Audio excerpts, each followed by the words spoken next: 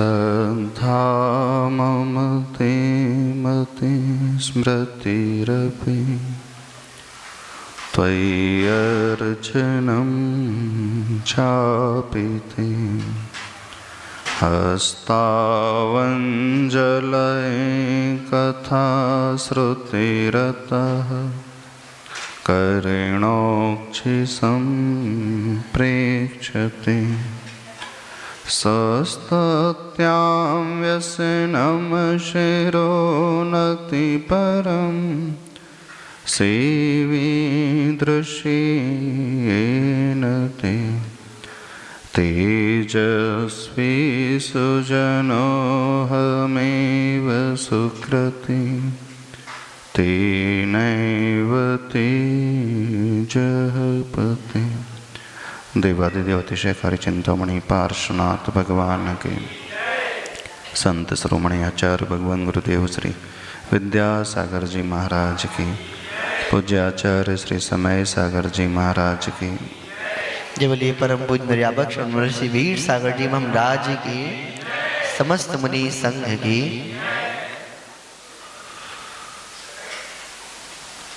16 कारण भावनाओं में कुछ भावनाएं ऐसी आती हैं जो भक्ति परक हैं। जब हम अपने पूज्य पुरुषों की भक्ति करते हैं, उन्हीं जैसे गुणों को हम अपने भीतर प्राप्त करते चले जाते हैं।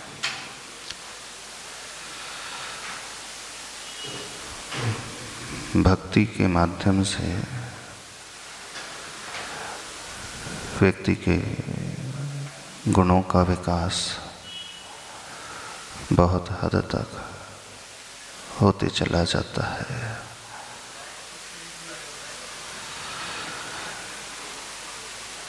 भक्ति में दृष्टि अपने आत्म विकास की होती है।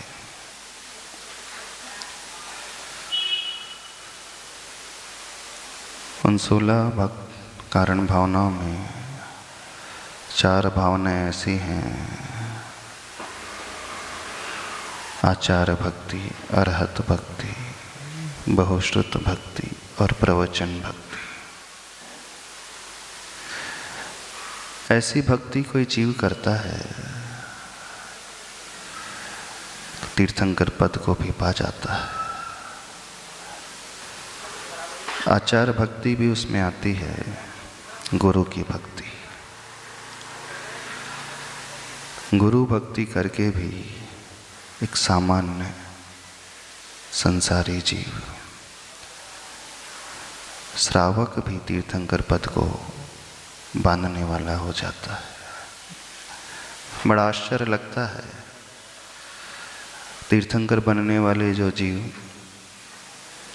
जरूरी नहीं कि मुनि महाराज जी होते हैं। एक श्रावक जिसने पापों का त्याग बिल्कुल भी नहीं किया है, चतुर्थ गुण स्थान वर्ती है, जिसने प्रतिमा भी नहीं ली है, संयम नहीं पाल रहा है, असंयमी है, बस एकमात्र श्रद्धा से भरा हुआ और गुरु की भक्ति में लीन होता है, इतनी उन्नति कर जाता है, इतनी उन्नति कर जाता है। गुरु तो गुरु ही रह जाते हैं और वो भक्त उनसे भी बड़ा हो जाता है। जरूरी नहीं कि हर गुरु तीर्थंकर ही बने, लेकिन कुछ भक्त ऐसे भी हो जाते हैं, वो तीर्थंकर भी बन जाते हैं। बड़ी विचित्रता लगती है, कैसी वो भक्ति करता होगा, कितनी लंबी छलांग, कितनी ऊंची छलांग वो लगा जाता है। जो गुरु हैं, आचार पद पर बैठे हुए आचार्य परमेष्ठी हैं, 7वें गुण स्थानवर्ती, और वो उनका भक्त 4थे गुण स्थानवर्ती। वे गुरु समस्त पापों को त्याग किए हुए, हिंसा, झूठ, चोरी, कुशील, परिग्रह, रंच मात्र भी पाप नहीं करते हैं, कोई हिंसा नहीं करते, कभी झूठ नहीं बोलते, चोरी का भाव नहीं आता, कहीं मूर्छा नहीं किसी से, अखंड ब्रह्मचर्य का पालन करते हैं। साधना वे कर रहे हैं। और जो भक्त है कोई साधना नहीं करता, त्याग वो नहीं कर पाता, तपस्या उससे होती नहीं, केसलुंज वो कर नहीं सकता। एक टाइम आहार करने का है उसे तो अच्छे अच्छे हाथ खड़े कर देते हैं। यदि हम आपसे कहें आपको 1 साल तक सिर्फ एकासन करना है तो क्या होगा? क्या विचार आएगा? तैयार हो जाओगे? आप कहोगे महाराज जी हमने थोड़ी दीक्षा ले ली है, हमने तभी प्रतिमा भी नहीं ली है, एक टाइम आहार तो दूर रहा, आप तो रात्रि में जल का भी त्याग नहीं कर पाए। आप कहो कि हम जल नहीं छोड़ पा रहे हैं अभी, और आप कह रहे हैं एक टाइम भोजन करना। तो श्रावक को दिन में तारे नजर आने लगते हैं, एकासन करना हो और उसमें भी गर्मी में करना हो तो हालत खराब होने लगती है। नहीं, वो इतना सुकुमाल या यूँ कहें इतना सुविधा भोगी, कष्टों से डरने वाला, प्रतिकूलताओं से घबराने वाला, शरीर के ही प्रति आसक्ति को रखने वाला कोई तपस्या नहीं कर पाता है।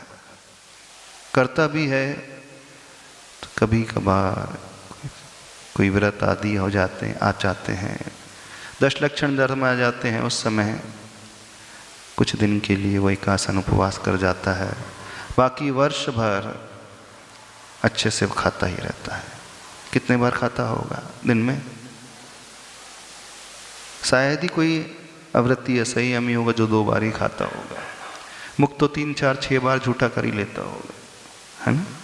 हाँ, प्रतिमाधारी श्रावक तो संयम से रहता है, लेकिन असंयमी जो होता है वो यह भी कंट्रोल नहीं कर पाता है कि मैं 2 बार ही भोजन कर लूं, नहीं कर पाते ना।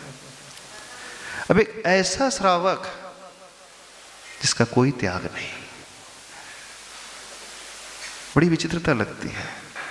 कोई तपस्या वो करता नहीं, उपवास कर नहीं पाता, एकासन उससे होता नहीं है।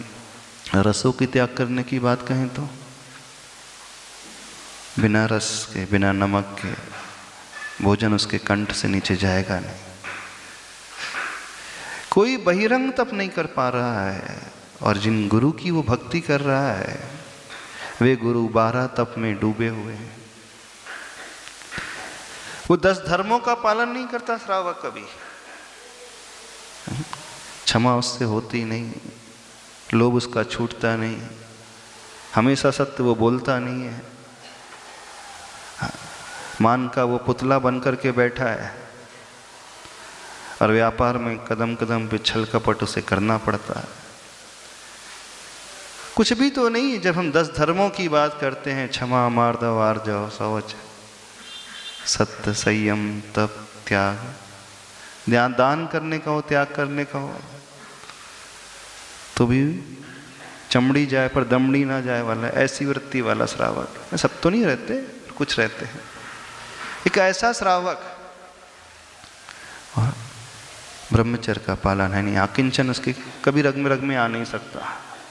तो 10 धर्मों में से शायद ही कोई धर्म होंगे वो जो पालता होगा। पालता भी तो 10 दिनों के लिए, जब 10 लक्षण धर्म आते हैं, पर्युषण पर्व आते हैं, उसी समय उसे 10 धर्मों की याद आती है। बाकी 355 दिन धर्म नहीं, अधर्म में ही जीवन जीता है। हाँ, अभी भी 10 लक्षण चल रहे हैं, तो अभी तो याद भी नहीं कि साल में 3 बार 10 लक्षण आते हैं। बस भाद्रपद के 10 लक्षण उसे याद रहते हैं, और माघ मास के 10 लक्षण याद ही नहीं आते। चैत्र मास में होते हैं, उसे पता ही नहीं है, होते भी हैं। तो मात्र 10 दिन के लिए वो धर्म की पूजा कर लेता है, और थोड़ा बहुत शक्ति प्रमाण धर्म को पाल भी लेता है।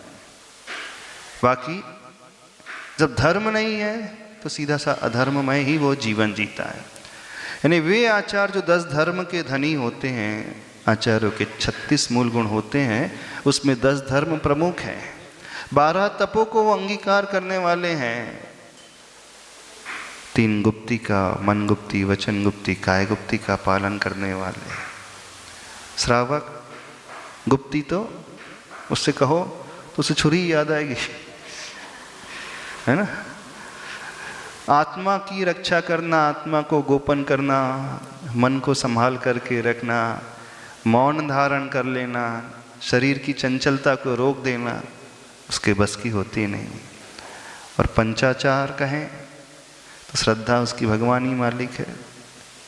क्षयिक सम्यक दृष्टि की बात नहीं कर रहे, क्षयक्षम सम्यक दृष्टि की बात कर रहे हैं। एक क्षयक्षम सम्यक दृष्टि श्रावक, जिसकी दर्शनाचार नहीं, ज्ञान थोड़ा बहुत ही, चारित्र है नहीं, उत्साह इतना रहता नहीं है। एक ऐसा श्रावक जो पंचाचार का पालन नहीं करता, 6 आवश्यकों का भी ढंग से पालन नहीं करता। और वे आचार्य परमेष्टि 6 आवश्यकों को हमेशा अच्छे से पालने वाले, 3 गुप्ती का पालन करने वाले, 10 धर्म में लीन रहने वाले, 12 तप को हमेशा अंगीकार करने वाले। ने साधना वे कर रहे हैं गुरु, और एक श्रावक अव्रती कुछ भी नहीं करता, सिर्फ एक कार्य करता है, वो उनकी भक्ति करता है। और वो जब भक्ति में डूब जाता है और सबकी भक्ति नहीं कर रहा, गुरु की अकेले भक्ति कर रहा है, तो भी तीर्थंकर प्रकृति को बांध लेता है। क्योंकि कोई आवश्यक नियम नहीं है कि 16 ही भावना को भाने वाला हो तो ही तीर्थंकर प्रकृति बनती है। समष्टि अथवा व्यष्टि, 1-2 भावना भी हैं, दर्शन विशुद्धि से सहित गुरु भक्ति में लीन है, तो भी वो तीर्थंकर बन जाता है। बड़ा आश्चर्य लगता है, लगता नहीं फ्री फोकट में उसे इतना बड़ा पद मिल रहा है। और वे गुरु महाराज जो सब कर रहे हैं, उन्हें तीर्थंकर प्रकृति नहीं बन रही। एक विशेषता और देखना, और वो श्रावक उन्हीं की भक्ति कर रहा है, और वो उनसे ऊंचा पहुंच जाता, तीर्थंकर बन जाता है। बढ़िया सौदा है कि नहीं? क्यों? बिना मेहनत के, बिना पुरुषार्थ के, हर लगे ना फिटकरी और रंग चौका हो जाए। अच्छा है कि नहीं सौदा? कभी कुछ लेना नहीं आपको, दीक्षा लेना नहीं, परिग्रह का त्याग करना नहीं, केशनज करना नहीं, विहार करना नहीं, भोजन छोड़ना नहीं है, इंद्रियों के विषयों में भी डूबा रह रहा है वो। अभी इंद्रिय के विषय भी त्याग नहीं है इसने। ऐसा नहीं कि इंद्रिय के विषय त्याग कर दिया, असंयम ही श्रावक की हम बात कर रहे हैं। रसना इंद्रिय जो इच्छा होती वो खाता है, जैसा जैसा भोजन उसका रुचता है उसी प्रकार का वो भोजन करता है। मनपसंद भोजन बनवा करके खाता है, हमेशा परफ्यूम लगाएगा, डिओड्रेंट लगाएगा, नहाएगा, धोएगा, अच्छे कपड़े पहनेगा, अच्छे से दिखने की कोशिश करेगा। तो स्पर्शन इंद्री को जीत नहीं पा रहा, रसना इंद्री को जीतता नहीं है वो, घ्राण इंद्री का कोई प्रश्न ही नहीं जीतने का, चक्षु इंद्री भी नहीं, कर्ण इंद्री भी नहीं, 5 इंद्रियों के विषयों का वो सेवन कर रहा है। और जिन गुरु की वो भक्ति कर रहा है वो इंद्रियों के विषयों को जीतने वाले। बड़ा अच्छा सौदा मिल दिया आचार्य भगवान ने आप लोगों के लिए। और वो आचार्य भक्ति यदि करने लगे, गुरु की भक्ति करने लगे, तो उन जैसे गुणों को नहीं, कई बार तो उनसे भी ऊपर के गुणों को प्राप्त कर लेता है। करते हो आप लोग गुरु की भक्ति, आचार्य की भक्ति करते हो? कैसी भक्ति करते हो? अभी आपने पूजा की, आचार्य श्री की पूजा की ना, आचार्य श्री की भक्ति हो गई। कैसी होती भक्ति? वो 16 कारण भावना में आचार्य भक्ति लिखी है, वो किमात्मक होती होगी भक्ति, जिससे तीर्थंकर प्रकृति को बांध लेता है। उनके पाद प्रक्षालन करेगा रोज, ऐसा उनकी आरती उतारेगा, तो कैसी भक्ति होती होगी वो? उनकी पूजा कि नवदा भक्ति? गुरु की भक्ति कैसी होती? अष्टद्रव्य से पूजा, प्रभु की भक्ति तो अष्टद्रव्य से पूजात्मक हो जाती है, लेकिन आचार्य परमेष्टि की भक्ति मात्र पूजन से नहीं होती है। कुछ तो और उसमें विशेषता होनी चाहिए, तभी तो तीर्थंकर प्रकृति बन रही है। क्या विशेषता होनी चाहिए, कैसी होनी चाहिए भक्ति? नवधा भक्ति, वैयावृत्ति, उनके हर कष्ट को दूर करने की भावना जिसके मन में रहती, जिस श्रावक के मन में, हर विघ्न बाधाओं को दूर करने के लिए जो तत्पर रहता हो, वो अपने शरीर की चिंता नहीं करता है, सिर्फ गुरु के शरीर की चिंता करने वाला। गुरु को कोई कठिनाई नहीं होना चाहिए, मन से, वचन से, काय से, क्षेत्र विशेष से, वातावरण से। ऐसी भक्ति करने वाला हो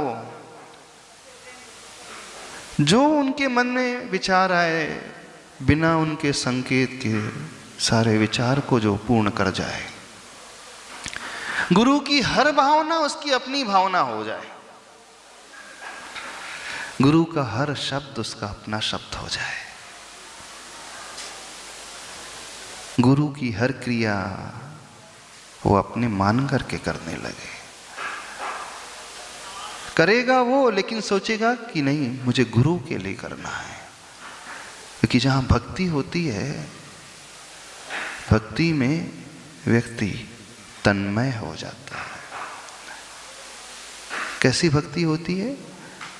आचार्य प्रवर कुमुदचंद्र स्वामी जी कल्याण मंदिर स्तोत्र में कहते हैं, आत्मा मनीषिभिरयं त्वदभेद बुद्ध्या ध्यातो जिनेन्द्र भवती ही भवत् प्रभाव पानीयमृतमिति अनुचिन्त्यमानं किं नाम नो विषविकारम अपाकरोति।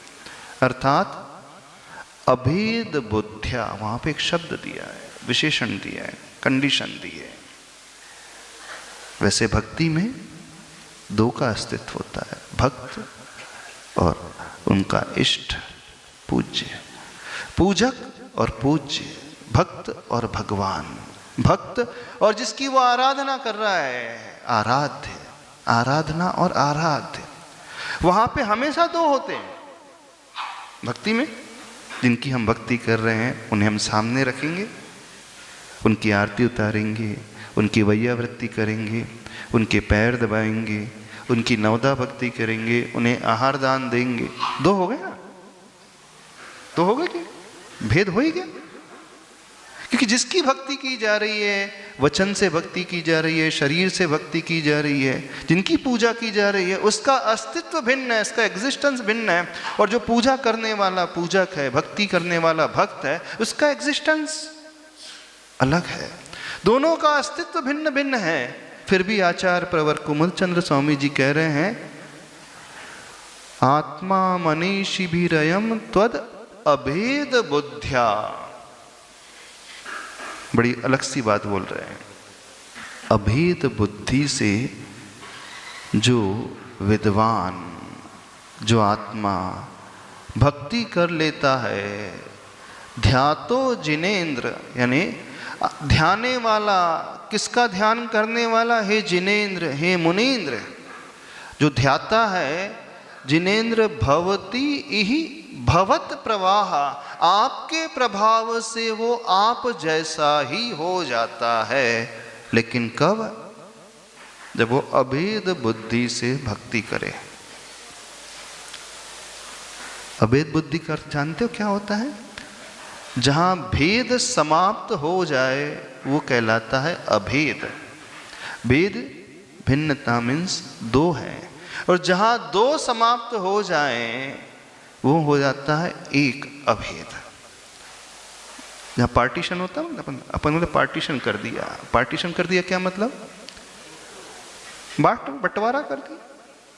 भाई भाई में पार्टीशन हो गया, बंटवारा हो गया। पार्टीशन हो गया क्षेत्र में, तो दीवार खड़ी हो गई। जो एक था घर, अब वो दो भागों में विभाजित हो गया। दुकान में पार्टीशन हो गया तो एक दुकान की दो दुकान हो गई। यही होता है कि नहीं? तो पार्टीशन, भेद, जहां अखंडता थी वहां खंडता आ गई। लेकिन जहां अभेद की बात की जा रही है, जहां खंडता थी वहां अखंडता आ जाए। जहाँ भेद था वहाँ अभेद हो जाए, जहाँ भिन्नता थी वहाँ अभिन्नता हो जाए, वो कहलाती है अभेद बुद्धि। यानी जहाँ दो समाप्त होकर के एक हो, वो कहलाता है अभेद। समझना, शब्द से समझने की कोशिश करना, क्योंकि अभेद शब्द अपने आप में कह रहा है भेदस्य अभावः इति अभेदः। जैसे अहिंसा हम लिखते हैं तो हिंसा का अभाव, हिंसा का निषेध किया जाता है तो क्या कहलाता है वो अहिंसा। सत्य का विपरीत असत्य, भेद से का अभाव सो अभेद। यानी जहां दो समाप्त हो जाते हैं और एक रहता है वो कहलाता है अभेद। अब हमें दो समाप्त करना है तो किसको समाप्त करें भक्ति में? या तो भगवान को निपटाएं या अपने आप को निपटा दें। किसको समाप्त करना है? यदि हम अपने आप को समाप्त कर दें फिर भक्ति कैसे होगी? बताओ कैसे होगी? भक्ति करने वाला भक्त भक्ति में इतना डूब जाए, इतना डूब जाए, इतना डूब जाए कि वो स्वयं को भी भूल जाए, जैसे रावण ने भक्ति की थी। भक्ति करना यदि सीखना है तो रावण से सीखो। कैसी भक्ति की थी रावण ने? भूल गया था, अपने आप को भूल गया था, वीणा का तार टूट गया। हाँ, अपनी शरीर से, जंघा से कि हाथ से? हाँ, जंघा से उसने नस निकाला और तार के स्थान में बांध दिया और लगा भक्ति करने। अब तुरंत आपका दिमाग दौड़ेगा, ऐसा क्या संभव है? कोई अपनी जंघा से नस निकाल लेगा, उसे दर्द नहीं होगा? अब क्या दिमाग में क्या बात आएगी? तुरंत जो बुद्धि का प्रयोग करेंगे उनकी बुद्धि में क्या बात आएगी? ऐसा पॉसिबल ही कैसे? पॉसिबल कैसे? हम अपनी जंघा को काटें, उसमें से नस निकालें और नस निकाल करके फिर तार के रूप में वीणा में बांधे और खून निकल रहा है, पीड़ा की ओर ध्यान ही नहीं है। ऐसा संभव ही नहीं होता है। थोड़ा सा शांत करें 2 मिनट के लिए। पर पद्म पुराण में यही वर्णन आता है ना, भक्ति में यदि कोई प्रसिद्ध हुआ है तो रावण प्रसिद्ध हुआ, जबकि गए नरक। लेकिन भक्ति करना यदि सीखना है तो रावण से सीखे। डूब गया वो शरीर के दर्द को भूल गया, शरीर से खून निकल रहा है भूल गया, शरीर की पीड़ा की और उसकी दृष्टि नहीं गई। क्यों? क्योंकि उसे तो सिर्फ प्रभु नजर आ रहे थे, उसे भक्ति नजर आ रही थी।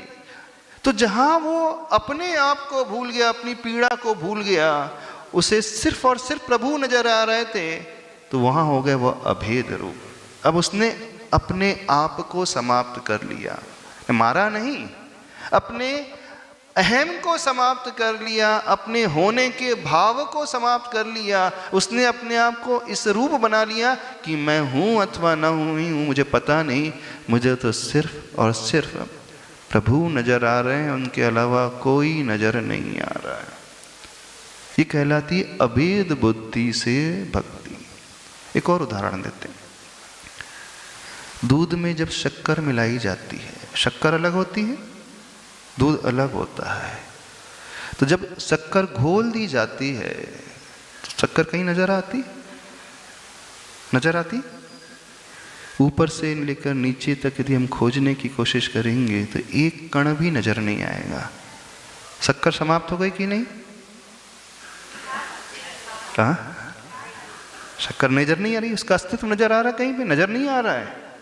शक्कर ने अपने आप को खोया कि नहीं? समाप्त हो गई? समाप्त हो गई कि नहीं शक्कर? अब नजर ही नहीं आ रही तो समाप्त हो गई कि नहीं? किसमें? वो दूध में मिलकर के दुग्धमय हो गई।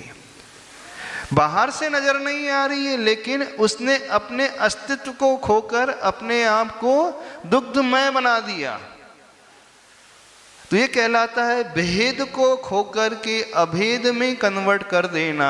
अर्थात जो भक्ति करने वाला भक्त है वो स्वयं को भूल जाए, उसे स्वयं याद ही ना आए मैं हूँ अथवा नहीं हूँ, इसका भान भी ना रहे, उसे सिर्फ और सिर्फ वो गुरु ही नजर आए, वो प्रभु ही नजर आए। जहाँ ध्यान ध्याता ध्येय को न विकल्प वच भेद न, ऐसी आती ना षडन पंक्ति में, चिद भाव कर्म चिदेश करता चेतना क्रिया। चिद भाव कर्म है, चिदेश यानी वो चिदेश यानी वो चेतना वाला स्वामी, वो करता है। चिद भाव यानी उसकी कर्म की क्रिया है, चेतना वहाँ हो रही है। यानी जहाँ ध्यान करने वाला ध्याता भूल जाए कि मैं हूँ अथवा नहीं हूँ, वो इतना डूब जाए उस ध्यान करने वाले ध्याता के लक्षण को रखते हुए, जो ध्येय है जिसका वो ध्यान कर रहा है, वो ध्येय में इतना तल्लीन हो जाए, इतना तल्लीन हो जाए कि ध्याता ही समाप्त हो जाए।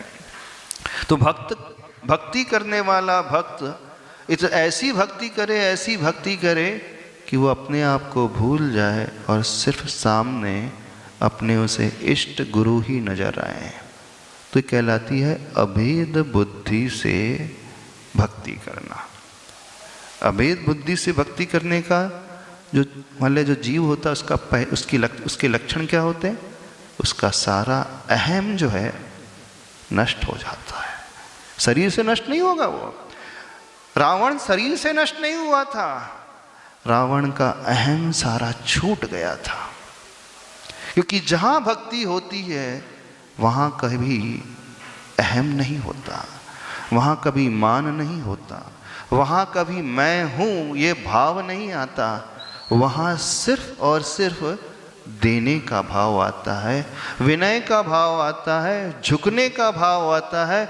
वहाँ व्यक्ति को ये नज़र ही नहीं आता कि मैं हूँ, तो सिर्फ भगवान ही भगवान, प्रभु ही प्रभु, गुरु ही गुरु नजर आएंगे, उनके अलावा कोई नजर नहीं आएगा।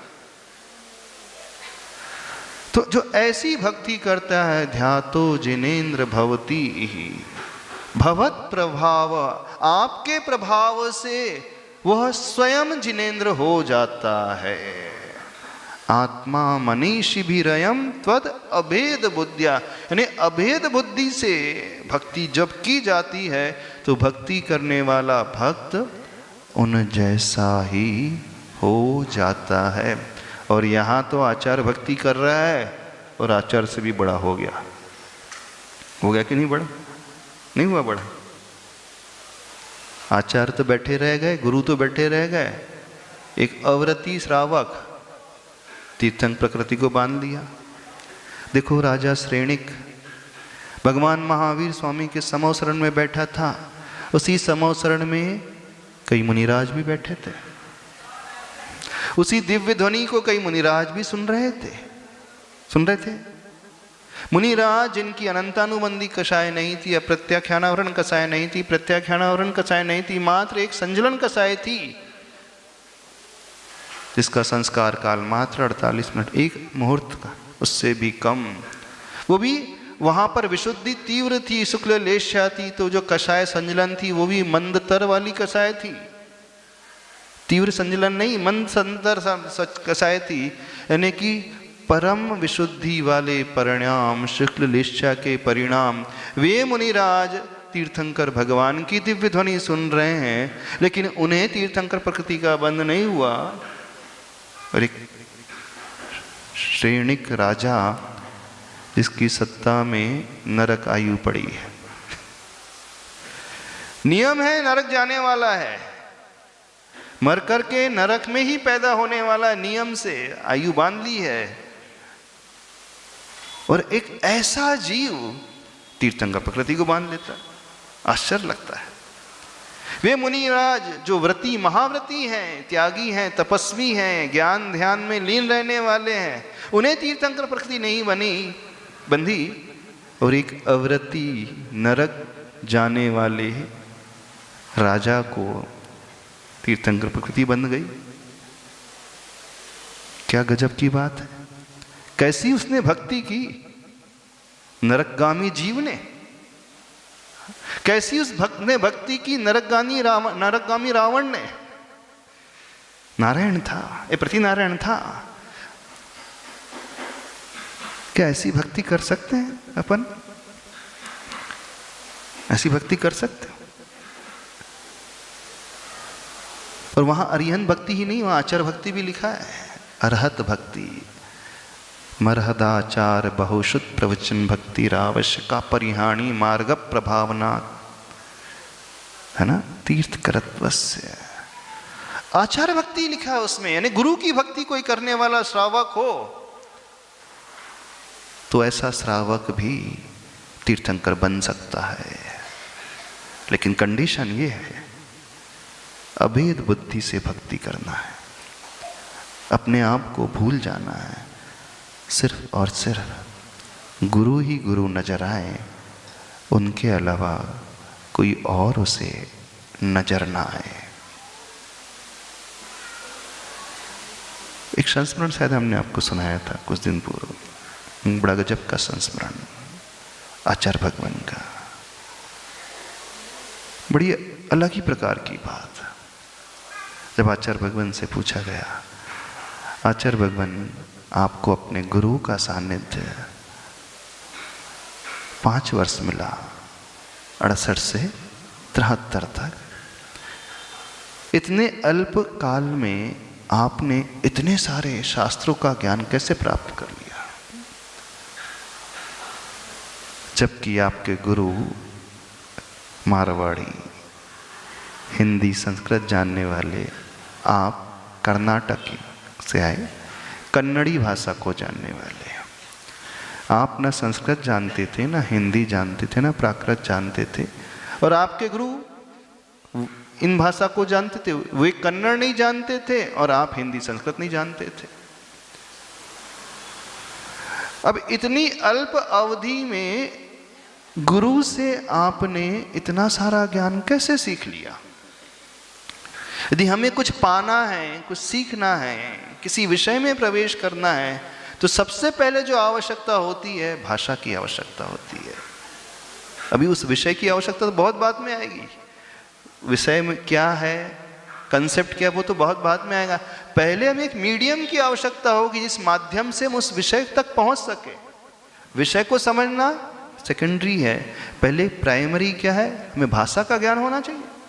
तो आपको इतने जल्दी, इतनी अल्प अवधि में इतना सारा ज्ञान कैसे हो गया? सबसे पहले आपको भाषा सीखनी पड़ी, हिंदी सीखनी पड़ी, संस्कृत सीखनी पड़ी।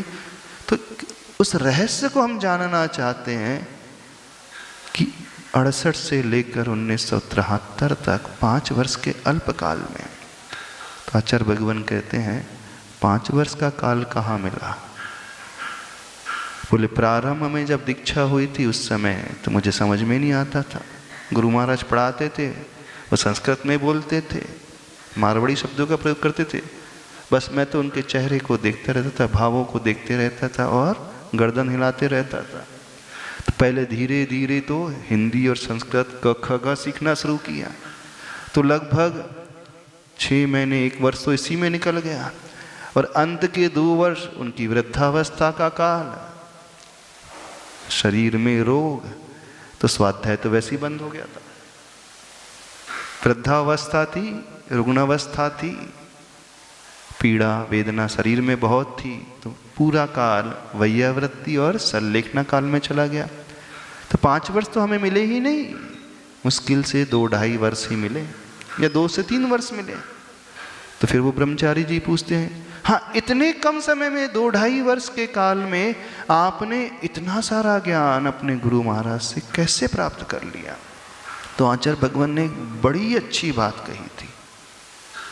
बोले 2-3 वर्ष भी बहुत अधिक होते हैं। बोले कोई चाहे तो 1 वर्ष में भी अपने गुरु से सारा ज्ञान ले सकता है। बोले वो कैसे? बस शर्त इतनी ही है कि उस गुरु और शिष्य के बीच में, या यूं कहें शिष्य और गुरु के बीच में कोई तीसरा नहीं आना चाहिए। तीसरा कोई नहीं आना चाहिए, यहां तक कि भगवान भी नहीं आना चाहिए। क्या कहा था आचार्य भगवान ने? गुरु, शिष्य और गुरु के बीच में कोई तीसरा नहीं, भगवान भी नहीं आना चाहिए जब शिष्य को गुरु के अलावा और कोई नजर ही ना आए। शिष्य उस समय भगवान को भी भूल जाए। थोड़ी सी अजीब सी बात लग रही होगी, लग रही ना अजीब सी बात। भगवान को भूलने के लिए आचार्य भगवान कह रहे हैं। थोड़ा सा अहम का भाव नहीं लग रहा आचार्य श्री का? हाँ, अपने से बड़ों को भुलाने की बात की जा रही है। और जिन भगवान की आराधना तो सब करते हैं, जिन भगवान की आराधना स्वयं गुरु करते हैं, और वे गुरु कह रहे हैं कि शिष्य जो सीखना चाहता है, गुरु से कुछ पाना चाहता है, लेना चाहता है, तो उस शिष्य के जीवन में गुरु के अलावा भगवान भी नहीं आना चाहिए। संसारी तो छोड़ दे, पहले संसारी व्यक्ति, अन्य जीव, अन्य सारे सांसारिक गतिविधियां तो बहुत दूर रही। वो जो हमारे परमात्मा हैं, इष्ट हैं, प्रभु हैं, उस समय वे भी नजर ना आए। उस समय उस शिष्य को सिर्फ गुरु गुरु गुरु गुरु गुरु गुरु गुरु के अलावा कोई नजर ना आए, तो समझना वो 1 वर्ष के काल में भी शिष्य गुरु से सब कुछ सीख सकता है। ये कहलाती है अभेद बुद्धि, ये कहलाती है गुरुमय हो जाना, ये कहलाता है गुरु में डूब जाना, ये कहलाता है अपने आप को भी भूल जाना। मुझे सिर्फ वे ही दिख रहे हैं। अभेद बुद्धि जिसकी हो जाती है, उसे उसके अलावा कोई और नजर नहीं आता। आपकी कभी अभेद बुद्धि हुई? नहीं हुई? सबकी हुई अभेद बुद्धि। बताएं, जब शादी नहीं हुई थी, लड़की देखने गए थे क्यों पंकज? हाँ, जब पसंद करने जाते, जब पक्की हो जाती है, फिर क्या होता है? कौन कौन नजर आता है? बताना कौन नजर? एक ही नजर आता है? दुकान नजर आती है, भोजन नजर आता है, पिताजी नजर आते हैं, मंदिर नजर आता है, भगवान नजर आते हैं, कोई नजर नहीं आता। कौन नजर आता है? कौन? बताओ कौन नजर आता है? जिसके प्रति आत्मीयता का भाव आ जाता है, जिसके प्रति लगाव का भाव आ जाता है, उसे सिर्फ वही नजर आता है। नजर आता है ना? कई यहां पर ऐसे हैं अभेद बुद्धि वाले, जिन्हें दिन रात सिर्फ दुकान के अलावा कुछ नजर ही नहीं आता। पूछो, दुकान के अलावा दिन रात कुछ नजर नहीं आता। घर में कुछ हो रहा हो, मंदिर में कुछ हो रहा हो, कोई त्योहार है, कोई फंक्शन है, मुनि महाराज आए हैं, बच्चा बीमार है, बच्चे के स्कूल में एग्जाम है, उसे कोई नजर नहीं आता। बच्चा कौन सी क्लास में पढ़ता है ये भी नहीं पता। कई ऐसे पिताजी होंगे, हाँ वो पढ़ता तो है, और सेक्शन पूछ ले तो अच्छा सेक्शन भी होते हैं क्या? बोले स्कूल में सेक्शन भी होते हैं क्या? पता ही नहीं मुझे सेक्शन होते होंगे। क्यों? क्योंकि पिताजी कभी स्कूल गए नहीं। तो ऐसे अभेद बुद्धि से व्यापार करते हैं, ऐसे अभेद बुद्धि से बिजनेस में डूब जाते हैं कि पैसे के अलावा अथवा दुकान के अलावा सोते जागते उठते बैठते खाते पीते सपने में कौन दिखता है? कौन दिखता है? किसी को पैसा दिखता है, किसी को पति दिखता है, किसी को पत्नी दिखती है, किसी को मित्र दिखता है, किसी को शत्रु भी दिखता है। ऐसा नहीं है? अभेद बुद्धि से शत्रुता भी दिखती है। बस वही शत्रु नजर आता रहता है और कोई नजर नहीं आता। बोले इसी से बदला लेना है। तो संसारी व्यक्ति जिस प्रकार अभेद बुद्धि से राग अथवा द्वेष की क्रिया करता है, राग में भी घटित होता है और द्वेष में भी घटित होता है। जहां तीव्र कृष्ण लेशा हो जाती है ना, बोले छोड़ूंगा नहीं, निपटा कर करूंगा, पूरे खानदान को निपटा दूंगा। किसी का वैर किसी से हो जाता है तो उसका बदला, उसकी बदले लेने की प्रवृत्ति कैसी रहती है? जब तक पूरे ऊपर से लेकर नीचे तक सबको नहीं निपटा दूंगा तब तक चैन से नहीं बैठूंगा। जैसे चाणक्य के साथ हुआ, देखा होगा आपने घटनाक्रम। जब उससे पैर में कांटा चुभा तो उसने कांटे को नहीं फेंका, जड़ से पेड़ को निकाल करके फेंक दिया। न रहेगा बांस न बजेगी बांसुरी। तो जब तीव्र द्वेष का भाव होता है, शत्रुता का भाव होता है, वहां भी अभेद बुद्धि आ जाती है। वो बदला लेने के लिए इतना उतारू हो जाता है, उसे कुछ नजर नहीं आता। और जहां तीव्र राग का भाव होता है संसार में, जिसके प्रति तीव्र राग होता है, वहां भी अभेद बुद्धि हो जाती है। तो किसी को बच्चे से तीव्र राग है तो उसे सिर्फ बच्चा बच्चा ही दिखता है, बेटा ही बेटा दिखता है। किसी को पत्नी से है, किसी को पति से है, किसी को पैसे से, किसी को दुकान से है। तो कोई ना कोई तो जीवन में रहता ही है जिसके प्रति आपकी बुद्धि एकदम अभेदमय हो जाती, भेदमय नहीं। तभी तो आपको दिन रात 24 घंटे उसके अलावा कुछ नजर नहीं आए। कई होंगे समाज में ऐसे लोग जिन्हें दुकान के अलावा कुछ नजर ही नहीं। अभी हम शुद्धि के लिए जा रहे थे, कुछ चर्चा चल रहे थे, महाराज जी कितना पैसा, इतना पैसा, इतना पैसा, उन्हें पता ही नहीं हम किसके लिए जोड़े जा रहे हैं। हाँ, घर में है, लॉकर में है, गोडाउन में है, कैश है, सोना है, चांदी है, प्रॉपर्टीज है, इतनी सारी प्रॉपर्टीज के पेपर्स है, उन्हें खुद ही नहीं पता है। फिर बाद में वो चले जाते हैं, दूसरे लोग कब्जा कर लेते हैं। कई उदाहरण आप देखोगे, पुराने इतिहास को उठा करके देखो। जितने जमींदार थे पहले, बाप दादाओं की जमीन जिन्हें मिली थी, बेटे को ही पता नहीं, पिता को ही नहीं पता, तो उनकी भी अभेद बुद्धि रहती है। पर यहाँ क्या कहा जा रहा है? भक्ति में अभेद बुद्धि लाना।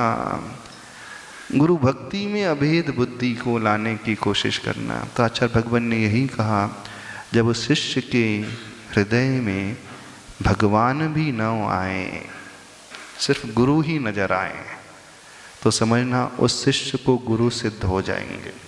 जो जो क्वालिटीज गुरु के भीतर हैं, जो जो गुण गुरु के भीतर हैं, वो सारे गुण उस शिष्य के भीतर आ जाएंगे।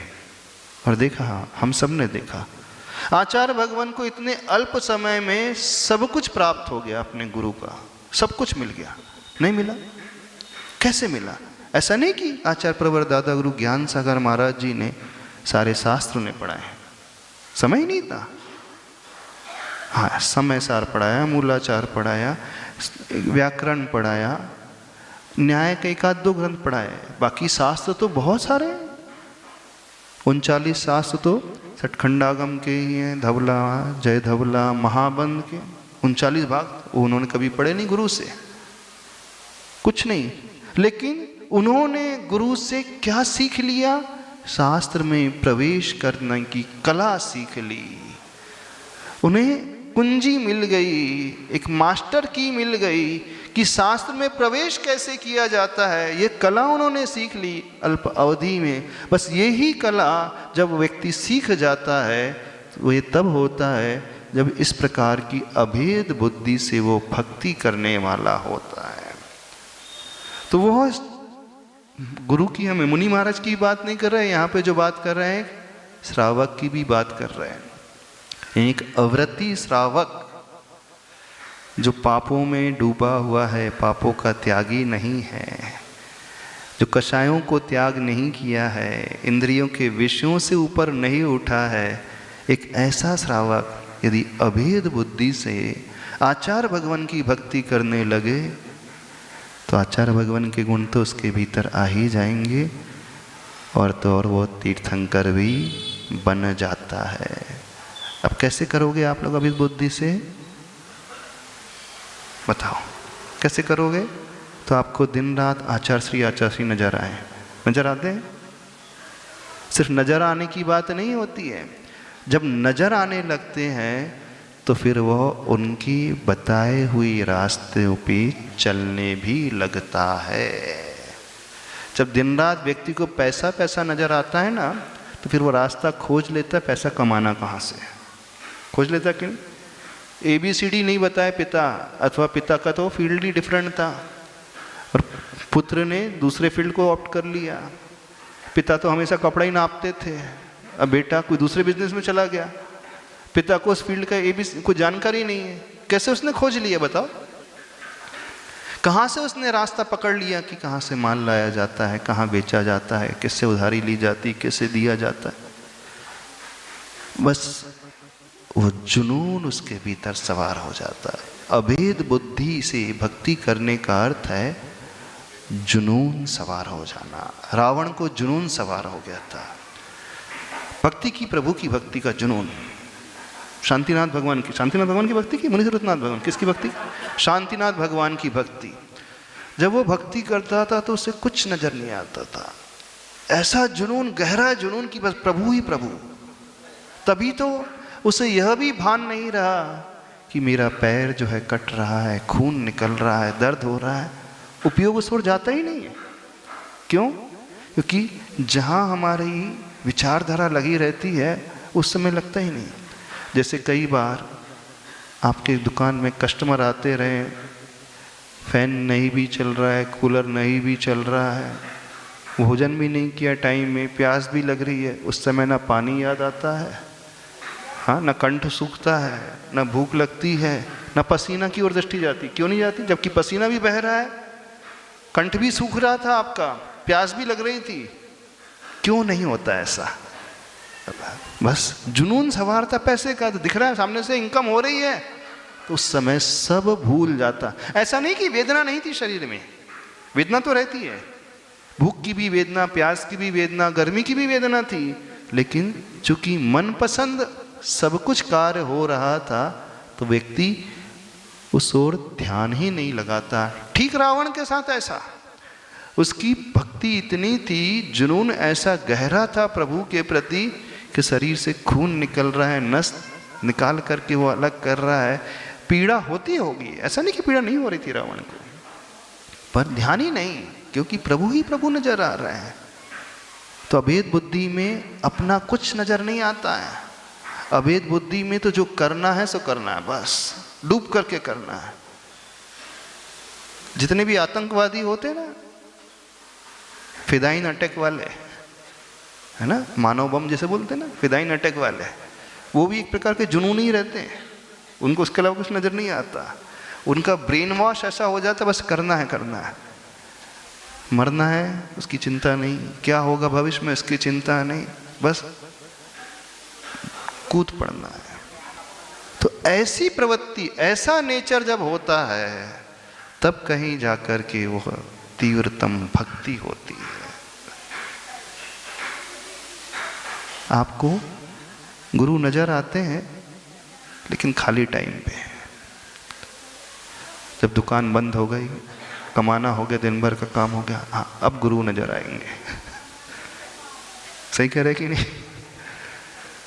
कब नजर आते हैं? जब घर के पूरे काम निपट जाते हैं, दुकान के काम निपट जाते हैं, तब नजर आते हैं गुरु। हमने एक उदाहरण दिया था, दे दे, थोड़ा सा कट्टू उदाहरण है, डाइजेस्ट कर पाओगे? कड़वा सा है उदाहरण, बहुत अजीब प्रकार का है, फिर भी दे देते। घर में आपके यहाँ कोई भिखारी आता है मांगने के लिए, भूखा है और अच्छा भोजन बन रहा है, पूड़ियाँ निकल रही कढ़ाई से, तो आप उसे गरम गरम पूड़ी दोगे कि बची हुई रोटी देते हो? कितनी महिलाएं ऐसे हैं जो एकदम फ्रेश पूड़ी जो तल करके आ रही हैं भिखारी को दे देंगी। थोड़ा हाथ खड़े करें। पहले क्या देखोगे? डब्बा रोटी है कि निकल गई बासी, तो जो बचा हुआ है वो ही देते हो ना।